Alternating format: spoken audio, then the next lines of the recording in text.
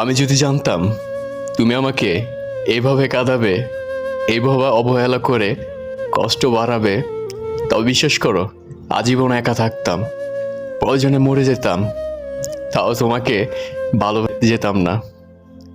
কিন্তু আফসোস, আমি তোমাকে এতটাই বিশ্বাস করেছিলাম, তোমার এই নিখুঁত অভিনয়টি আমি কিছুতেও একটিবার বুঝতে পারিনি। কারণ আমি তোমাকে মনে প্রাণে বিশ্বাস করেছিলাম। তোমার ভালো, তোমার খারাপ, তোমার অতীত, গল্প সব কিছু জেনেই আমি তোমাকে পাগলের মতো ভালোবেসেছিলাম। আর ভেবেছিলাম তোমাকে পেয়ে গেলে হয়তো সব কিছু ঠিক করে ফেলবো। তোমাকে আর ঠিক করা আমার হলো না, তুমি আর আমার থাকলে না।